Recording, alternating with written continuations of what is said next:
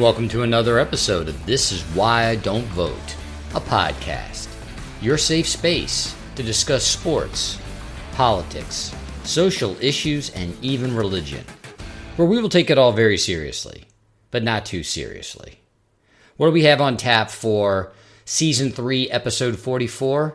A recap, a review of the new David Fincher movie, The Killer, that is out on Netflix. My buddy JB comes on the podcast. We discuss the movie in detail, and it is a complete and total spoiler alert. There is no brief recap of the movie before we get into the spoilers. So if you haven't seen the movie yet, I highly recommend that, of course, you make this podcast your priority. You put it on the save or put it in your queue, whatever the hell you do on these apps, to make sure that you listen to it after you've watched the movie. Being that this podcast is published on Saturdays, now you have some appointment viewing this Saturday evening. Thank you all to my loyal, my dear listeners. I do appreciate your energy, your support. If you are new to the podcast, please like, subscribe, thumbs up, 5 stars, write a review. If you enjoy This Is Why I Don't Vote, a podcast, you can find us on Patreon. Please consider supporting. Off we go. Act 1, a review of David Fincher's new movie, The Killer. Live lyrics from the Bank of Reality, back on the podcast to break down David Fincher's latest film, a Netflix release, which I assume I'm going to ask specifically about Fincher releasing his latest film on Netflix, The Killer. On the podcast to review the movie, one JB, Jason. Jason, say hello to the peoples. Hello to the peoples. We may as well start at the beginning. Fincher hasn't done a feature film in a long time. This release was, I believe, exclusively on Netflix. Did it have a theater premiere? It not only had a theater premiere, it actually premiered at Venice. And one of the, my second or third favorite podcast after yours, one of the podcasters was at the Venice Film Festivals to see the premiere. But in terms of in the United States, and you can still see this in a theater right now, but it's super limited. So it is a Netflix property. And just to do a quick thing, we talked about All Quiet on the German front, on the Northern front. Western Front, thank you. That was a Netflix property, but it was a movie that was developed and produced and then bought by Netflix. Fincher is a Netflix partner. Right. And so that's something that maybe we talk about. But the cool thing about Netflix is, and maybe some people don't think it's cool, is they don't give a shit about box office. They're going to throw this out there into theaters for a little bit, but it is a money-making circumstance for their platform.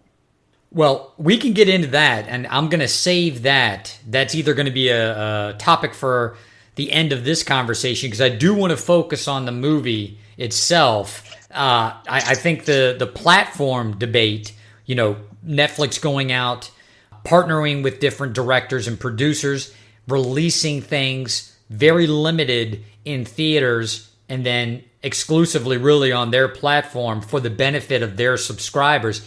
That's the reason in my mind why you had these strikes in Hollywood, people not necessarily concerned with the dollars and cents today as much as, well, they were concerned with the dollars and cents today. That's a bit of a naive take.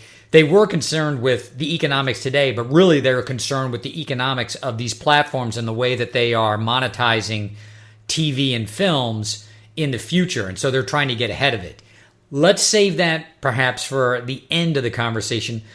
The Killer, David Fincher, Michael Fassbender, who I'm a huge fan of. Your thoughts about the film? So it's interesting. I was really excited about it. And because A, it's Fincher, and B, it's Fassbender, who are both artists that you and I both like. And so I really liked it the first time through. And I think I texted you and say, hey, you're going to like this. My second time through, because there's some surprise things and some interesting things, different things that this movie does. I felt like the second time through it wasn't as good. And that's why when we talk about lists, it's further down on my Fincher list. So the things that I like are A, Fassbender, because he's doing not only a very physical performance, but a mostly silent performance. And it's silent because of what you see, what's being portrayed visually, even though his voiceover is kind of the entire narrative of the movie. And so that was really cool the first time. The second time I thought it was kind of a shortcoming. Okay. So here we go. My initial impressions are, I like the movie. I will rewatch it. I was more jazzed at the first sitting than I was at the second sitting. So talk about that, how the narrative part of the movie, and I understand what you're saying, that Fassbender has to communicate throughout the film visually, because he's not talking, he's not interacting in any way with other characters in the movie, except through acts of either seclusion or treachery or violence. So it's a very limited palette that he has within the four corners of the film. Your understanding of his character and his character's motives are through the narration, which is the voiceover that you're hearing as he walks through these different paces of being a hitman. Well, you use the word narrative, and I'm not sure there is one. I think it's 6 vignettes. They're about the same character, and there's a through line of the revenge circumstance. And I think that they're all good. One of the things that came to mind for me was Kill Bill 1, where Beatrix kind of has her list and she starts going through things, but they're such dramatically different filmmakers, and they're also going for dramatically different things. So the situation for me with this movie was, so let's start in Paris. He's been on this job for almost 2 weeks before the target actually shows up. And so that is where I think it starts to fray, because he has a conversation with the lawyer, with the character from New Orleans, and said the intel was this, and essentially Fassbender is saying the intel was bad. I'm going to give this 2 more days and I'm out. And he's already been sitting in that WeWork suite, unfinished suite, by the way, for like 2 weeks before the target shows up. And if there's a narrative, what I think it is that's when it starts to fray for him, because he's off book, even though he's still saying his mantras and still doing his stretches. I don't know that that's why he misses. Sometimes people miss. But that was kind of the start for me. Okay. So here's how I'm glad you're going there, because there was 3 things in Paris. First and foremost, I loved the fact that he was in a WeWork, right? He's in this unfinished suite, and in my mind, in my imagination, because it's never spelled out in the film, and that's what I love about it. And by the way, I'll probably have to say this at the beginning of the podcast when I'm introducing the podcast. Pure unadulterated spoiler alerts. We're not going to... this is not one of your critiques that you see on YouTube or on other podcasts where we give you an overview of the film and then there's spoilers. No, we're just going right into spoilers. So he's in the WeWork, and it looks as if it was in that growth period of WeWork where everyone, all the tech bros, this is the greatest thing since sliced bread, and then it all falls apart. So here he has the opportunity to sit in this place for a couple of weeks based on the skeleton that is this former giant of a tech company that is many of them now gallivant around as other types of companies, right? They're all tech platforms, but they're repurposed for Uber is for transportation, right? Or WeWork is for human resources. So here he is in this skeleton, which gives him the ability to spend 2 weeks, which, as you stated, he would never do according to this mantra, which really turns into a treatise at the beginning of the movie. So the first, 10, 15 minutes of the movie, he's going over the treatise of what you need to be and what you need to believe and what your code is, not even a code of ethics, but a code of discipline if you're going to engage in a line of work that is assassination for hire. And then the third thing, and this is what got me off of the, you know how I am, got me off, that's what she said. This is what started to turn me off, and I gave Fincher the benefit of the doubt because I know who he is and I know what he's capable of. But you go through a 10 or 15 minute treatise and then the guy misses. And so I was instantly or immediately like, okay, what was the point? There has to be a point to the fact that we went through all of that and he is allegedly disciplined by this code that was communicated via this treatise, and then he misses, where even in the scene he has much better opportunities to take the shot and does not do it. That, I had to kind of swallow my disbelief and say, okay, I'm not going to go to that place in my head. I'm just going to follow along in the film and see where this leads, to see if this isn't part of larger exposition or a larger narrative. And here's where I think I may disagree with you. Although they were 6 vignettes, I believe by way of the narrative and its presentation, that's the through line. And I don't want to go spoiler alert because we're going to go through probably many of these different vignettes that are represented by the different cities that he goes to.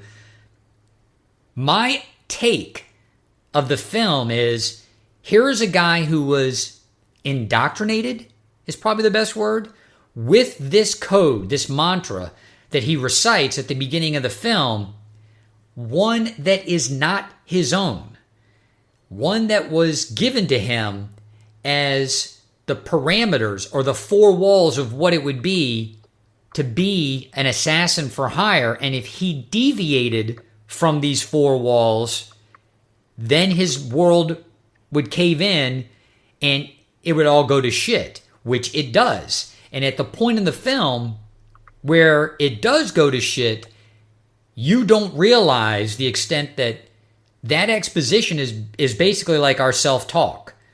It's not his words, but they're in his voice. And then you see, and we can go into it, the Dominican Republic. So let's talk about that. I'm going to give you my impression and why I was almost done with the film in the Dominican Republic scene. So he goes through the whole diatribe. He misses. You have the chase scene in Paris where he's not technically being chased because I don't think he's recognized, but the police are obviously, they are looking for anyone suspicious that's leaving the scene, leaving that area. He gets to the Dominican Republic, and then we get this, what I found to be completely awkward and out of place relationship with woman and woman's brother. What were your thoughts about that scene and how it was presented? So, if you don't mind, I'll jump forward. First of all, I'm with you. It sounded weird. And when we talk about the Charles Parnell character, the lawyer, in the New Orleans sequence, he comments on that as well. So he goes back. And he goes back because I think, A, it's his home.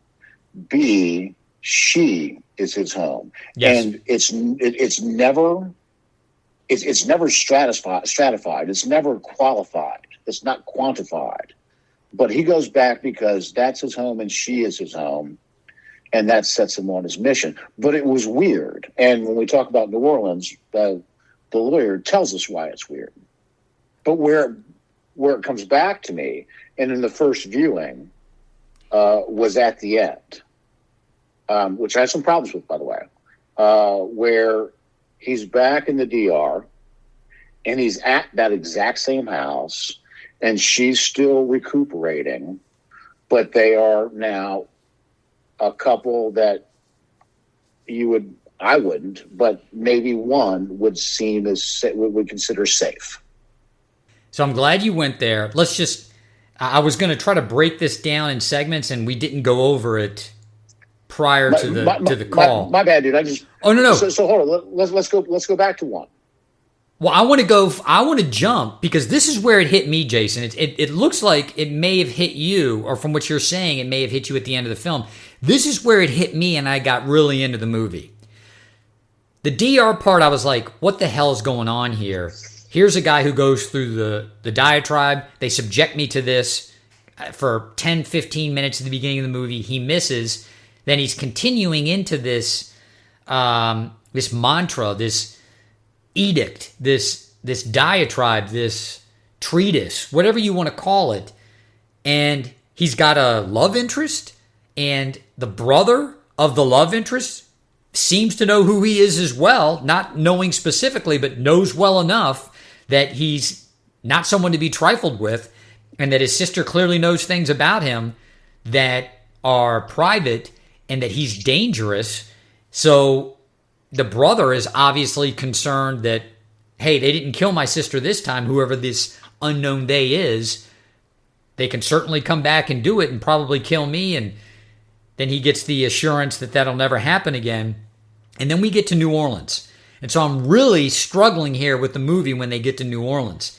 And his first bit of narration and exposition, when he's in New Orleans, it starts to open up, right? He was a law student. And this mentor figure of his, a professor, convinces him, you're a smart guy, and yes, you can navigate the law, but given your predispositions, which are never really illuminated in the film, how he became a candidate, given your predispositions, you might do a hell of a lot better financially, and even from a mental standpoint, navigating this world, the world of assassination for hire. And so he goes back into this world, which he had obviously lived in for at least 3 years, me knowing that law school is 3 years and perhaps even more. And there are a couple of cues, right? 10,000 restaurants, one menu, that type of thing. And the lawyer then illuminates to me, and I just used that word twice, illuminate. Don't think I don't know that. But he reveals some of the things that I was desperate for in order to put this story together. Namely, why would you go back to your house after compromising a mission? You know better than that. My impression of that interaction, which I thought was brilliantly done by the actors, wasn't so much you know better than that. I taught you better than that. I taught you better than to go back to a known destination, your home, your parents' home, something that's known about you, to go back there after such a colossal fuck up. You know better than to have done that. And that's when it started to click in my head, Jason, and maybe it's the same for you, that, oh, wait a minute. All of this exposition, all of this narration, this mantra, the cornerstone of his professional, what's the best word for it? This professional code that he lives by, that's not him. He was taught this as a means to survive in this industry by this person who just happens to be what appears to be a very accomplished international lawyer and a very accomplished educator, given that he's recruiting not people from the military. It looks like he's recruiting people from law school to do this type of work. And then it hit me that, okay, wait a minute. Fassbender didn't miss because he didn't do enough sit-ups, or he didn't, he was in the WeWork too long. He was already outside of the four corners of the code by inviting someone into his life and his home who he loved and cared about, which made him vulnerable. That's the only reason why he's going to go back to a known place with a known quantity. And it doesn't even present in that scene where he's in New Orleans that the lawyer knew that the woman was even part of the equation, that there would be a woman there to be part of the equation. So that's when it clicked in my head. I was like, oh, wait a minute. He's going back to a guy who is a mentor, who very likely recruited him, who very likely taught him. And this person, seeing him walk through the door, understands everything is broken down. First and foremost, you should not be here, right? I should never see you again face to face if this relationship is going to continue and to flourish. I should never be able to track you to your home after a botch mission. I should never have to advise you on what should be done after someone in your position screws up a job of this magnitude. And you should never expect that I'm going to give you what you want from you coming here. So what it really reminded me of, you may have forgotten this, or it may not, the correlation may not have struck you immediately, but it's Malvo in season 1 of Fargo, after his contact gives him a job, right? And it's the Kansas City mob that ends up betraying him, and he has to go back and basically say, look, I need to know who's been giving you this work. And by you seeing me present to your office, you know you're a dead man. And you know that everybody up the line's a dead man. So how are we going to do this? Is it going to be hard or is it going to be easy? Do you remember that?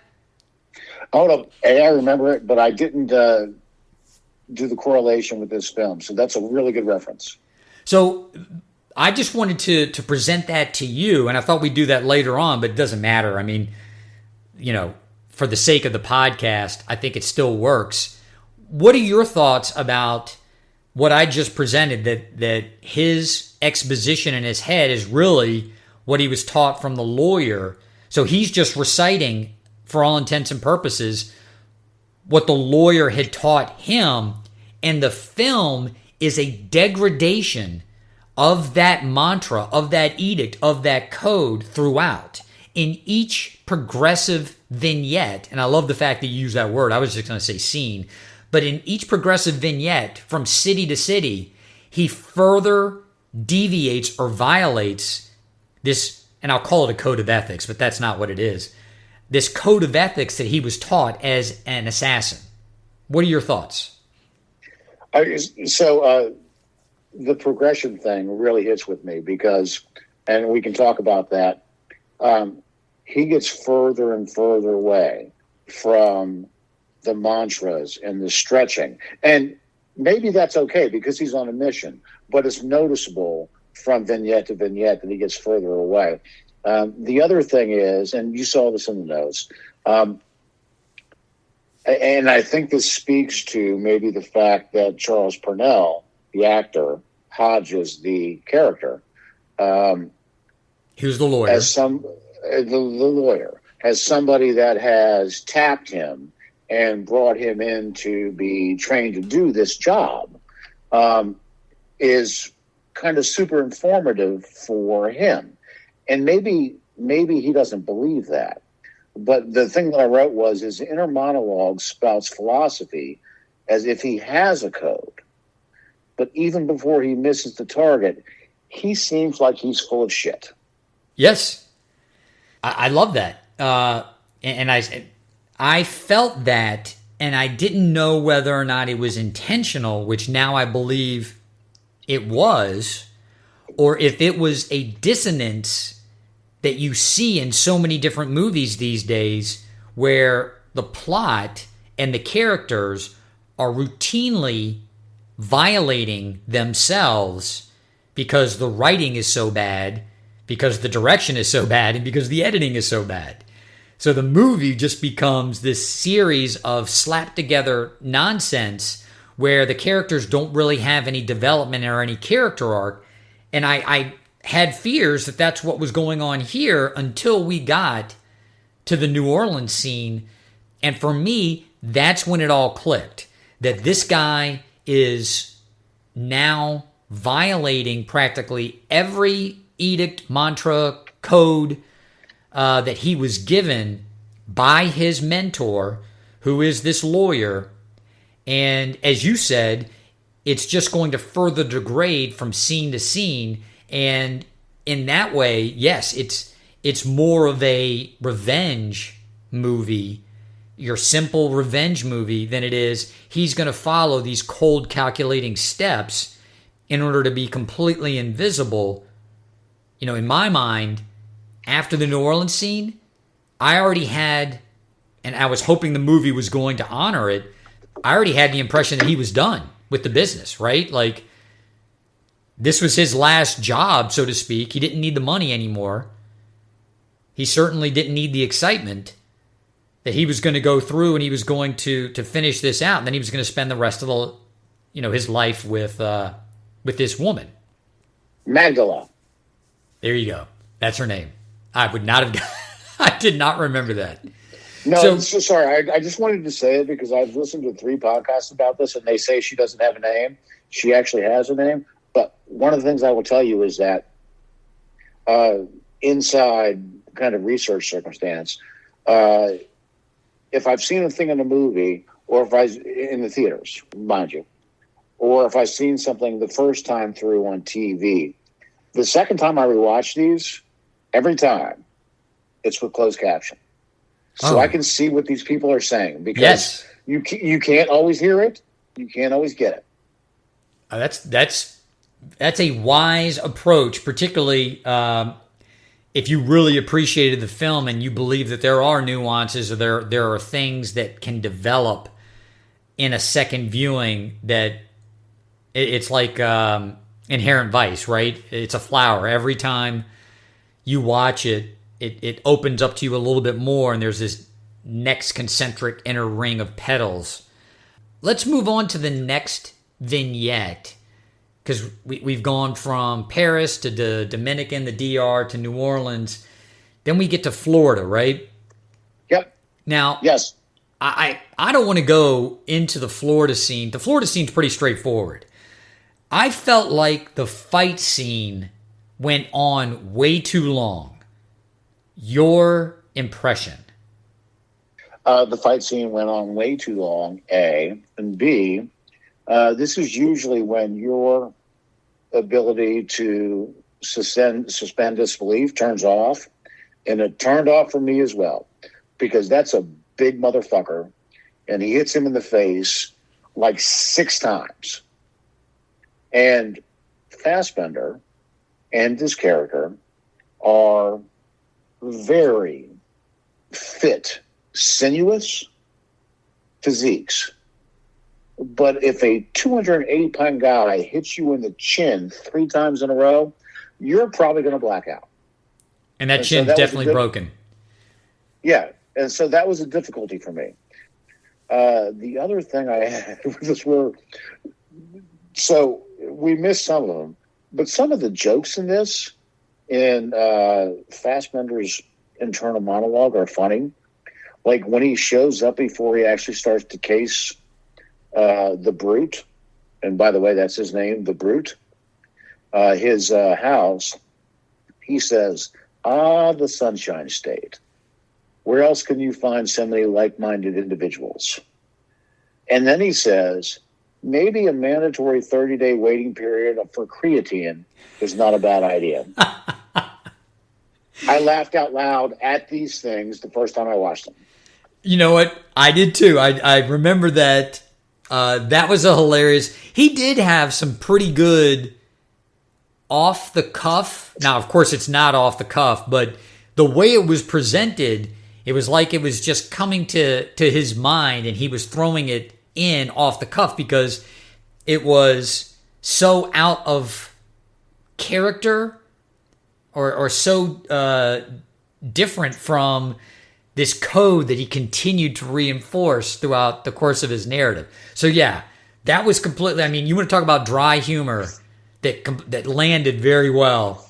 Yes, I love that. Well, also, Patrick, he's never talking to anybody. And whether or not Fincher intends that he's talking to us, he is talking to us. 100%. I think that that's what Fincher intended, and what you're supposed to take is that as the audience, he's speaking directly to you, and he's rarely ever talking to anyone else. I mean, let's go back to one of the things that he says that was more informative and less comical, although I thought it was funny. No one really wants to interact with a German tourist, right? So you're hidden in plain sight. No one wants to talk to you, and he really doesn't want to talk to anyone else. So you really don't see him making any small talk with anyone throughout the course of the film, even though he's interacting with a lot of different characters. So all of that exposition and narration, that is directed to us, the viewer. And, you know, like I said, in the beginning, I was a bit lost.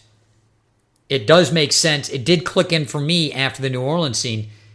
And like you, I really was ready for him to leave Florida. That fight scene was silly. I am very surprised that an editor didn't cut 6 to 8 minutes of that fight scene. That fight scene might have gone on for a good 9 to 10 minutes. At least it seems so. And you could have taken 3 minutes and communicated the same thing if you had, as you said, allowed for the violence of a 235 to 45 to maybe 65 pound man, a 265 pound man fighting someone who, you know, because of the way he lives his life, is probably, 185, 95 pounds? Only if he's 6'3".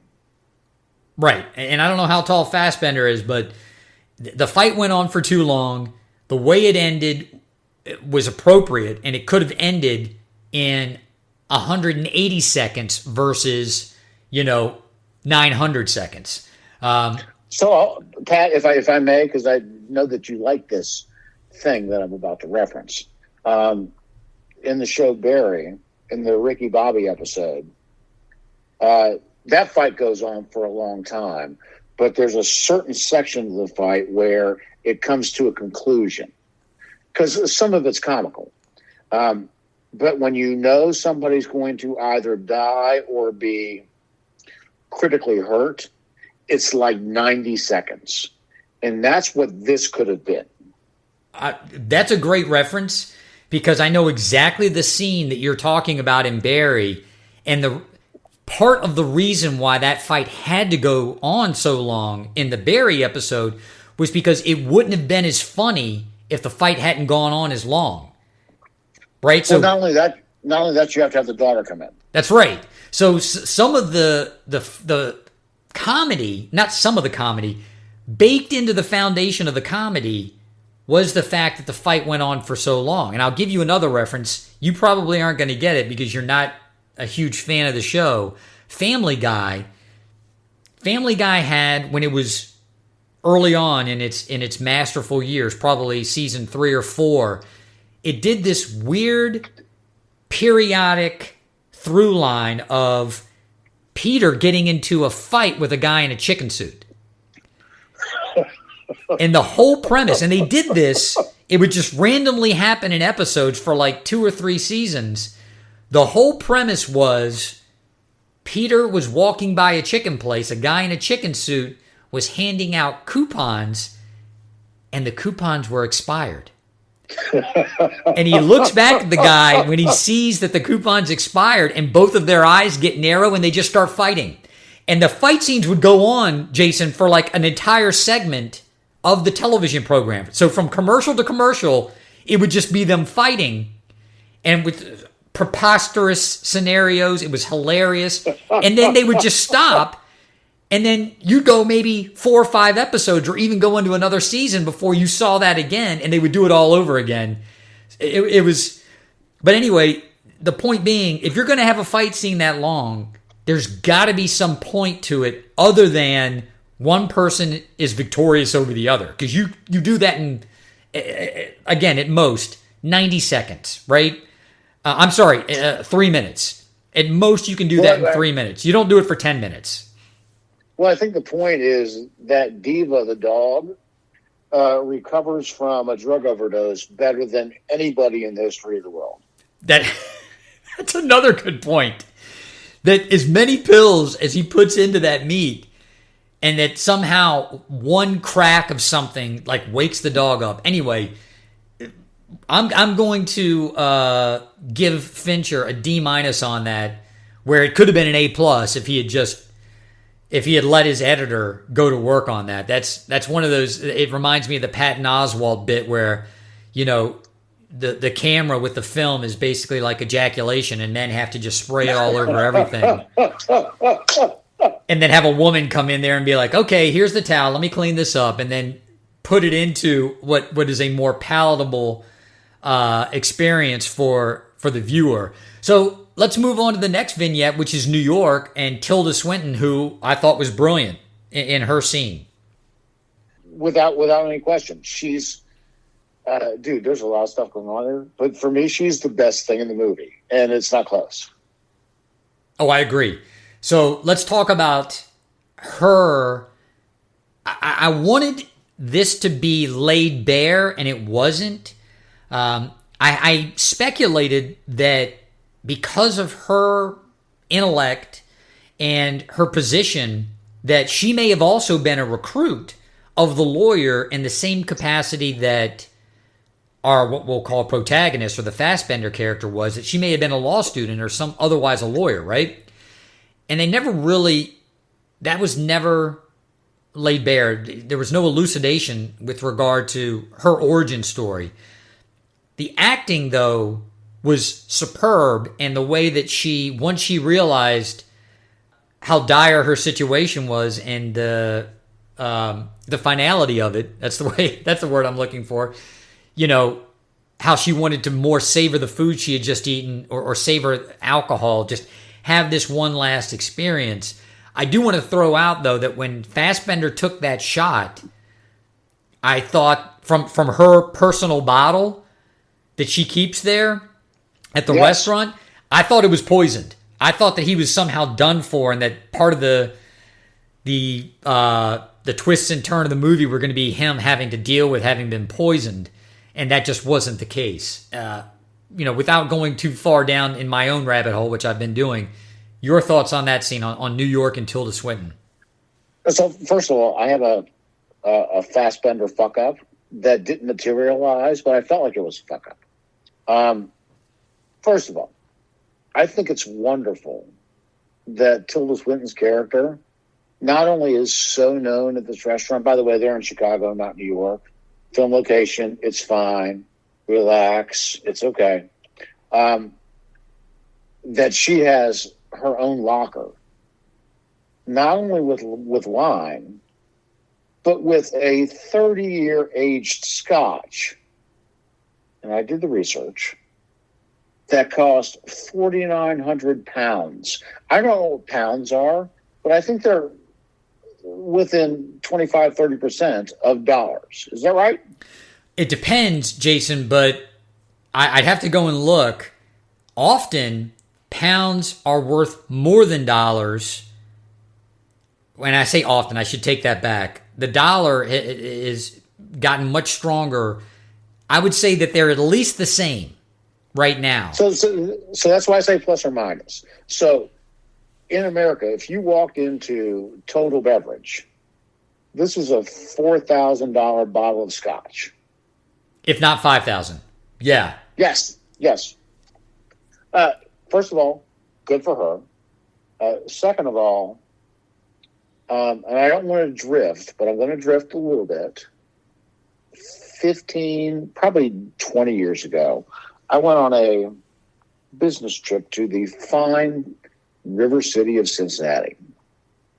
And we got in late. It's a company that both you and I worked for. And it was late enough that things were closed. And we were staying downtown. And the only thing that was open was Morton's. And as we were escorted into Morton's, I walked by a series of wine lockers. And one of those wine lockers was assigned to somebody called Oscar Robertson. Oh, wow. So our girl, Tilda Swinton, has a locker that has this, we'll just say $4,000 bottle of scotch and probably a couple of bottles of cab. And she's tasting the good life, where our guy is really not, except for when he's in the Dominican. So it is quite a contrast, and she expresses that contrast in the dialogue. And again, there's not really dialogue because she's not from him, right? Because he doesn't say much, but she expresses her. Not only is she enjoying the money, she expresses regret for not enjoying the money more, given her line of work. Right? I think some of these quotes. What did she say? So the quote that stood out to me was, I've been good for so long, I wish I had eaten Haagen-Dazs with every meal, right? Knowing now that she's going to die, right? Like, I'm looking right at it, and it's great. Right, so all of the regret, and she has other lines like that, like something to the extent of, I knew this was going to happen, and yet I failed to ever believe that it would happen to me. That's what she said.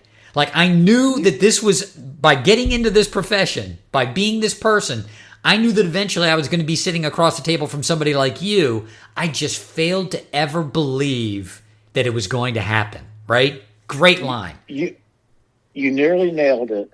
She says, how is it possible? Having prepared myself for this moment for so long, I've failed to believe it would ever arrive. Brilliant. And I think the last line was, when you know that your final minutes are your final minutes, I wouldn't wish that on my worst enemy, right? She knows she's going to die. And now here she is spending her final minutes, knowing that they're her final minutes, talking to the person that's going to kill her.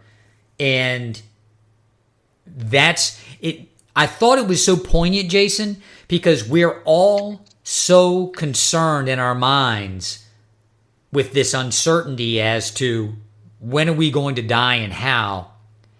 And in that character, it's the complete opposite. Well, I know how I'm going to die. I know how. I know when. And that's worse than anything that I could wish on my worst enemy. That's the quote. Something I picked up on today, like literally while you were texting me, because they're making me work now, and I hate that. I don't like to work at work; it's terrible. He walks her out, and they're actually having kind of a cordial conversation. Yes.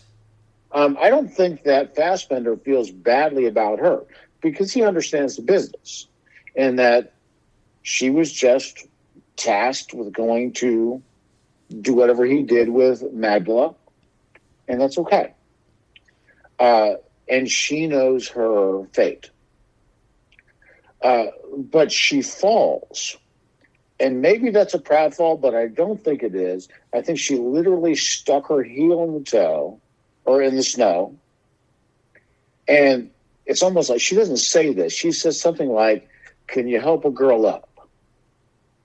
And he shoots her in the head. First of all, it's what he should have done. Second of all, when we see her fall, you can see that she has two blades there adjacent to her purse and that it was a ruse. Right. And the don't trust anybody mantra, which is one of the 12 things that he repeats to himself over and over again, he seemed to heed that one. It's one of the few things that he heeds outside of his relationship with Magdala and her brother, right?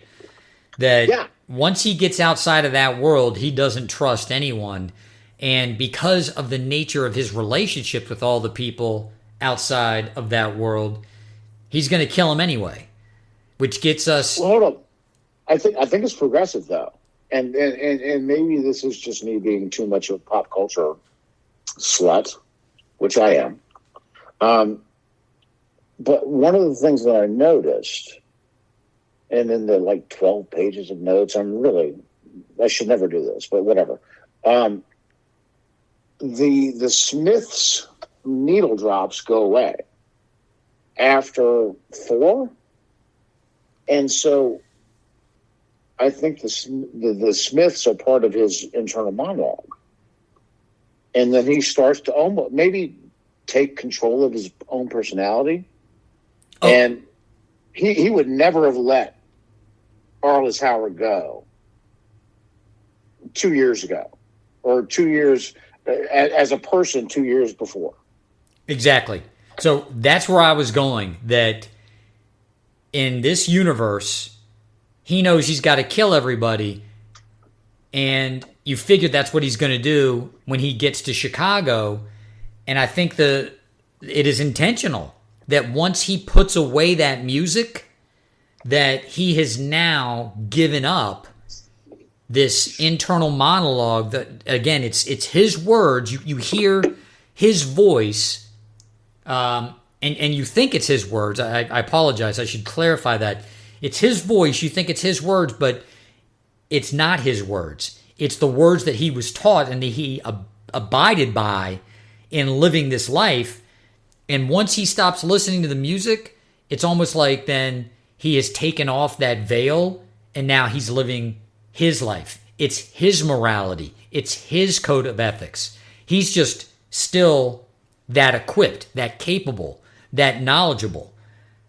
He's not going to live by somebody else's code of ethics, though, which is why when you get to that final scene, and instead of him, killing the architect of this whole debacle because the guy had the money. I mean, that's what's so interesting, is that I think Fassbender in that scene, his character realizes that although this is the person who set all of these wheels in motion, in many ways, this person is still the least culpable.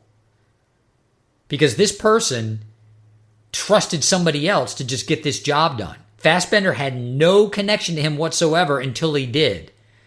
So there are these degrees of separation, and because of those degrees of separation, this person in many ways, obviously the catalyst, yet still the least culpable. What are your thoughts about that? So I have two questions. I think Fassbender his character is an unreliable narrator. Did he let the guy leave or live because he liked him and he found his argument strong? Or did he let the guy live because he's the client? Actually, you know what? Answer the first question, because I'm struggling here. So I don't think he was the client. Technically, he wasn't Fassbender's client, though. That's where I was coming from. He was the client of the organization. I mean, you can do direct. Bank A might not have been our client. They were our boss's client, but we worked for them. But we didn't know it.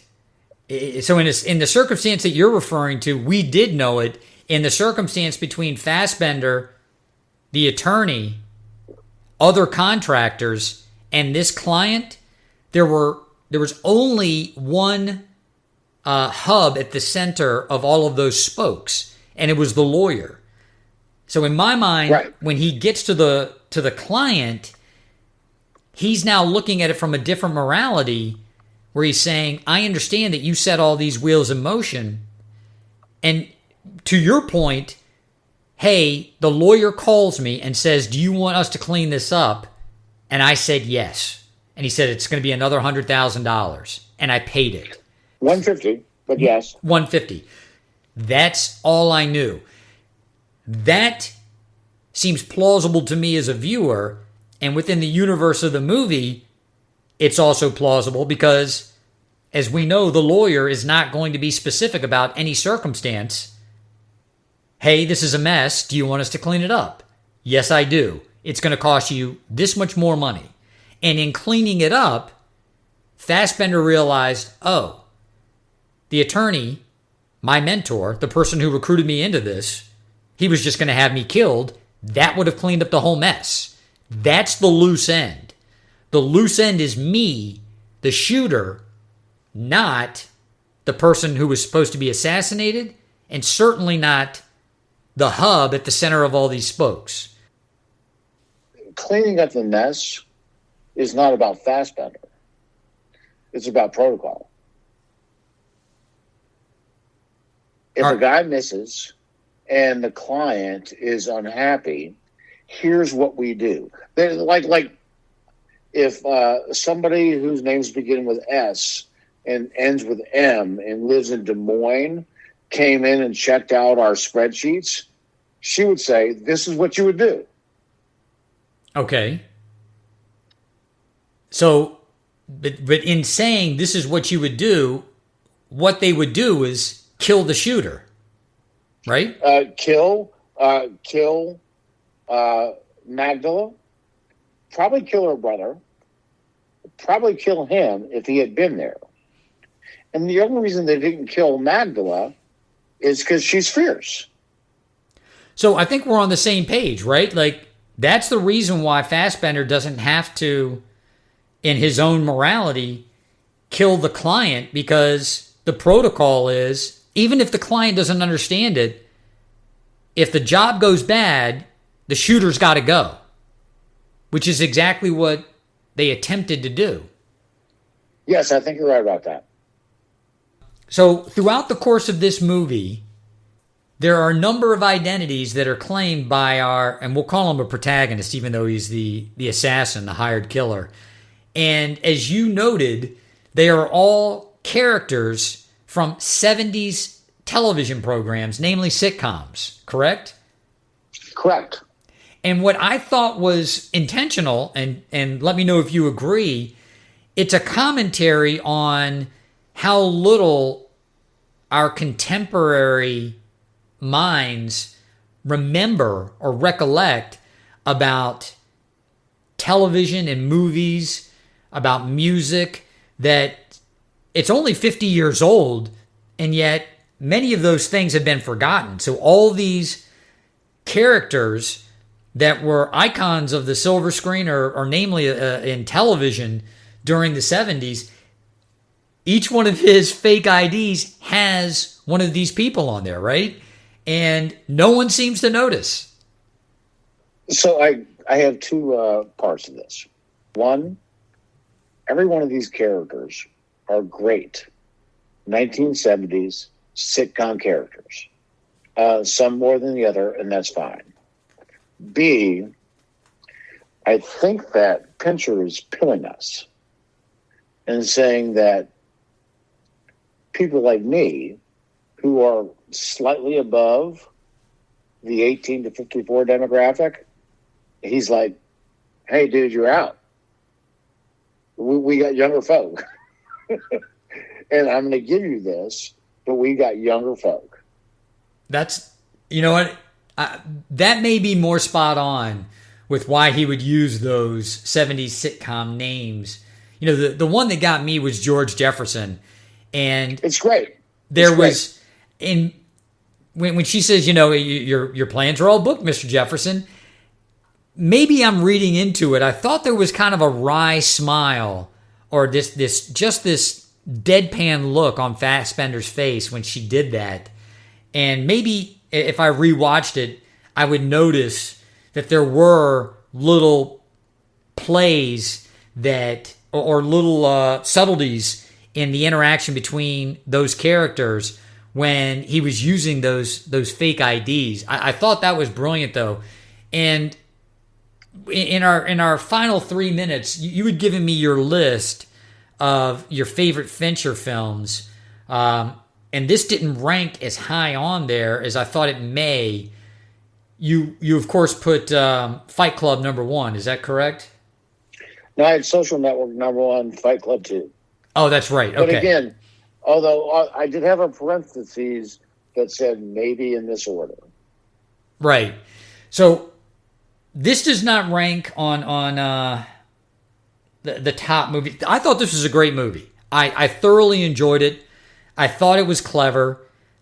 Yes, there were things that I would change, namely the fight scene between Fassbender's character and the Brute. I didn't think that it was a brilliant film.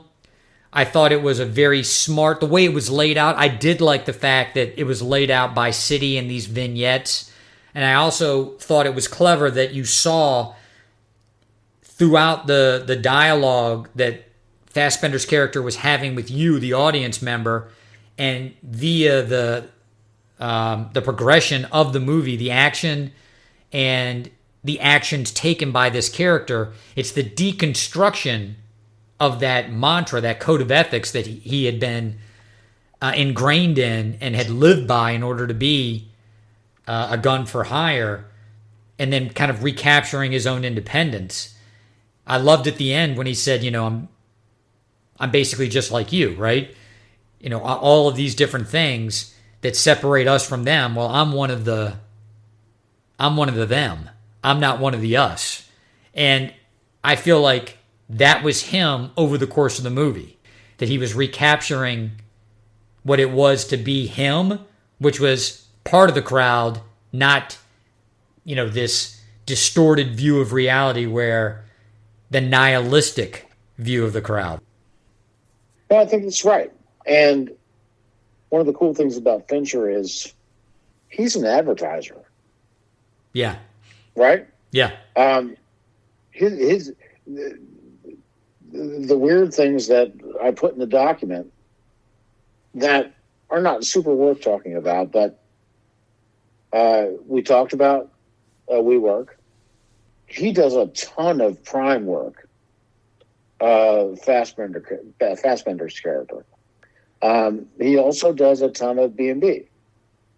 And it's just it's a weird movie for somebody who cut his teeth, A, on advertising, and B, on music videos. I did not put that together, Jason, and I'm glad you brought that up. Most movies today have some sort of subtle corporate advertising in it. And in this one, Amazon Prime and Airbnb. And the way that he weaved it into the storyline made such sense that, hey, you've got a guy who's got to land in City A or City B or City C, and he's got to stay somewhere and stay somewhere quickly. How can he do that? Airbnb. Here's a guy who he needs to be able to get access to a lot of different types of stuff, and he can't really present anywhere to buy it. Well, Amazon Prime, and you can go to one of those lockers and get it. Yet, because it works so well in the narrative of the story, I didn't even think, that's just corporate advertising. Well, what's funny is that he actually buys a gun from a street guy, and I think the guy says, "Hey, you got your own potato," referring to a silencer. So he's conversant in kind of both levels of consumerism. Right. That's right. On the black market and on the the cyber market. Yeah, the guy wants to sell him guns. He's like, "No, yeah, I'm good." Yeah. Well, dude, we could go on and on about this. I appreciate you coming on the podcast, breaking down this movie.